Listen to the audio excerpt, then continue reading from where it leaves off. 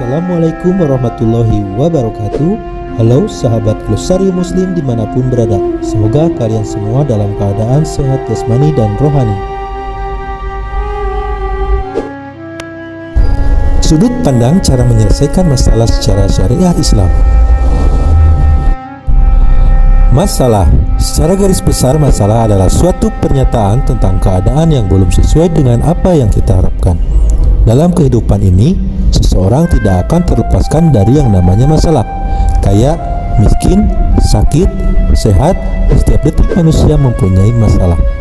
Dan masalah satu dengan yang lain adalah tingkatan dari masalah tersebut. Bisa diukur secara waktu, di mana masalah itu dapat diselesaikan dengan cepat atau tidak. Sahabat Glosarium Muslim, bagaimana sebenarnya cara pandang seorang muslim dalam menghadapi masalah? Video ini akan mencoba untuk menjawab pertanyaan ini. Tonton videonya sampai selesai. Cara yang pertama, memandang masalah merupakan bentuk kasih sayang Allah Subhanahu wa Ta'ala yang berupa ujian dan peringatan. Dalam Al-Quran disebutkan surat Al-Anbiya ayat 35. Tiap-tiap yang berjiwa pasti akan merasakan mati. Kami akan menguji kamu dengan keburukan dan kebaikan sebagai cobaan yang sebenar-benarnya, dan hanya kepada Kamilah kalian kembali. Lebih jelasnya, ayat ini menegaskan masalah adalah secara menguji Allah Subhanahu wa Ta'ala kepada hambanya, apakah termasuk orang-orang yang sabar dan kesungguhan dalam menjalani hidup dengan ikhlas. Ketika kita mampu menjalani masalah dengan sabar dan bijak, maka secara tidak sadar sebenarnya itulah bentuk dari kasih sayang Allah Subhanahu wa Ta'ala. Maka secara tidak sadar sebenarnya itulah bentuk dari kasih sayang Allah Subhanahu wa Ta'ala. Cara yang kedua, menganggap masalah merupakan cara Allah Subhanahu wa Ta'ala untuk meningkatkan derajat dan status manusia. Seperti yang dijelaskan dalam Al-Quran surah Al-Insyiqaq ayat 6.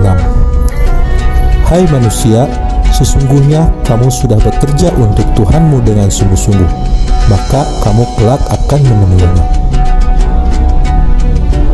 Dan setiap orang memiliki kadar kesungguhan yang berbeda dalam menghadapi masalah. Perbedaan usaha dan kesungguhan, masalah ini biasanya berbanding lurus dengan hasil akhir yang dicapai. Dan Allah Subhanahu wa Ta'ala memberikan amanah seperti rizki, jabatan, seiring dengan masalah yang akan ada di dalamnya.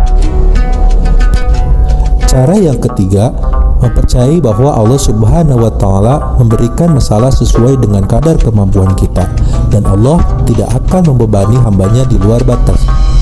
Cara pandang seperti ini akan membuat kita selalu optimis dalam menjalani hidup dan menghadapi masalah. Seperti dikutip dalam Quran surat Al-Baqarah ayat 45, dan mohonlah pertolongan Allah dengan sabar dan sholat, dan sesungguhnya itu berat bagi orang-orang yang khusyuk. Ayat ini merupakan panduan dua kata kunci yang dapat kita pegang, ialah ikhtiar dan doa. Cara yang keempat, meyakini bahwa di mana ada kesulitan, di situ pasti ada kemudahan.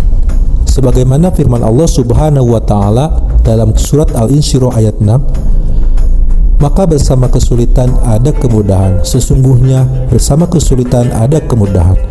Cara pandang ini menjadikan kita terhindar dari sikap putus asa. Terima kasih Sobat Glosarium Muslim yang sudah menonton video ini sampai dengan selesai. Semoga apa yang kalian dapatkan dalam video ini menjadikan asbab hidayah bagi kita semua. Wabillahi taufiq wal hidayah. Wassalamualaikum warahmatullahi wabarakatuh.